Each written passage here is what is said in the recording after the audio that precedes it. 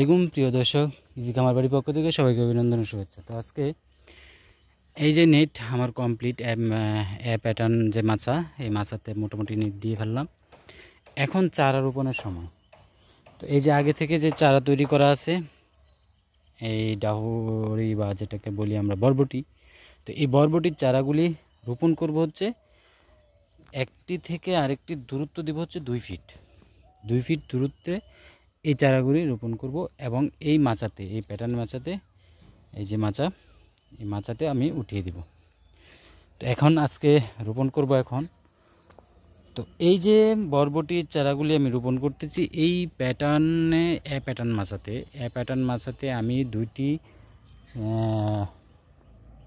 বেডে, এ পাশে একটি, এই যে এ পাশে একটি এবং এ পাশে একটি, এই 2টি বেডে আমি 2 ফিট দূরত্ব বজায় রেখে 2 ফিট করে আমি চারাগুলি রোপণ করব। তো এই যে মাচা, এখানে আরেকটি বেড করব, সেটাতে আমি শশা রোপণ করব। আর এই বেডটা করব হচ্ছে বরবটি। তো বরবটিটা আছে এই যে এই প্যাটার্নের মাচা যে দিলাম, এই প্যাটার্নের মাচা আমি আগের ভিডিওতে দিয়েছিলাম যে কীভাবে আমাদের এই প্যাটার্ন মাচা তৈরি করতে হবে এবং নেটগুলি দিতে হবে। তো এই প্যাটার্ন মাচার আমার দূরত্ব হচ্ছে 4.5 ফিট, এক বাঁশ থেকে অপর বাঁশ বা অপর খুঁটি থেকে এই খুঁটি থেকে এই খুঁটির দূরত্ব হচ্ছে 4.5 ফিট। কারণ বেডটি হচ্ছে 1.5 ফিট এবং ড্রেন 1.5 ফিট এবং আরেকটি বেড 1.5 ফিট, এভাবে 4.5 ফিট দূরত্ব। এবং উচ্চতায় হচ্ছে এই জালটা থাকে, এই যে জালটা আমরা বাজারে কিনতে পাওয়া যায়, এই জালটা থাকে হচ্ছে 12 ফিট, মানে 8 হাত। তাহলে 8 হাতে 12 ফিট, 8 হাত, এ পাশে 4 হাত, এ পাশে 4 হাত, এভাবে কিন্তু এই প্যাটার্নে মাচাগুলি দিয়ে দেয়। এবং দেখেন মাটি থেকে এটা উচ্চতা কিন্তু 6 ইঞ্চি উপরে কিন্তু এই মাচাগুলি দেই। 6 ইঞ্চি উপরের থেকে আমার এখান থেকেই কিন্তু এই গাছের যে বরবটি যে চারাটা এখান থেকেই কিন্তু এটা সামনের দিকে যাবে। তো এখান থেকে একটু উপরে রাখলাম, উপরে রেখে আমি ভিতরের দিকে এই যে মাচাটা দিলাম, এই মাচা জালের নেটের ভিতরে কিন্তু বেডটা, তো ভিতরেই কিন্তু আমরা চারাটা রোপণ করব। ভিতরে চারাটা রোপণ করেই আমি এই নেটে আমি কিন্তু দিয়ে দেব। তখন এই পুরো নেট জুড়েই কিন্তু এই বরবটি যাবে এবং এখান থেকে ফলন আসবে।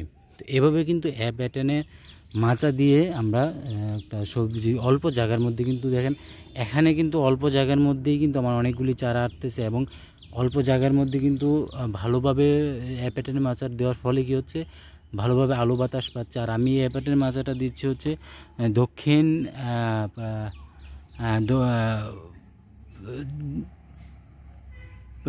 পশ্চিম দক্ষিণ যে কোণ, এই কোণে ওই দক্ষিণ দিক থেকে এবং উত্তর দিকে এই লম্বি মাচা দেওয়ার ফলে কী হবে, সূর্যের আলো কিন্তু পর্যাপ্ত পরিমাণে দুনো পাশেই কিন্তু পাবে।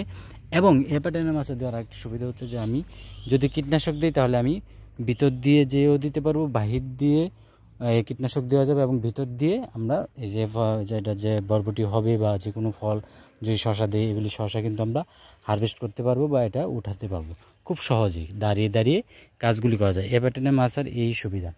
তো যারা আমরা সবজি চাষ করি তারা এ প্যাটার্ন মাচা দিয়ে করলে আমাদের এই ধরনের বাড়তি যে সুবিধা, এই সুবিধাটা হচ্ছে আমরা দাঁড়িয়ে কাজ করতে পারি, যার ফলে কোমরের সমস্যা হবে না। পাশাপাশি এবং এটার ফলন নেওয়াটা কিন্তু খুব সহজ এবং কীটনাশক দেওয়া সহজ এবং এটাতে কিন্তু পর্যাপ্ত পরিমাণ সূর্যের আলো বাতাস পড়ে এবং বেশি পরিমাণ ফলন কিন্তু আসে। অল্প জমিতে অল্প জায়গার মধ্যে বেশি পরিমাণ ফলন আসে এই প্যাটার্নের মাচাতে। তো যাই হোক, এখন চারাগুলি রোপণ করছি, আবার কিছুদিন পরে দেখাবো যে চারার অবস্থান কী অবস্থা হচ্ছে বা কীরকম ফলন আসছে, সেটা পরে দেখাবো। এখন আজকে এই পর্যন্তই। যারা এখনও এই চ্যানেলটি সাবস্ক্রাইব করেন না তারা অবশ্যই সাবস্ক্রাইব করে নেবেন এবং পাশে থাকা বেল আইকনটি বাজিয়ে দেবেন। ধন্যবাদ, আল্লাহ হাফেজ।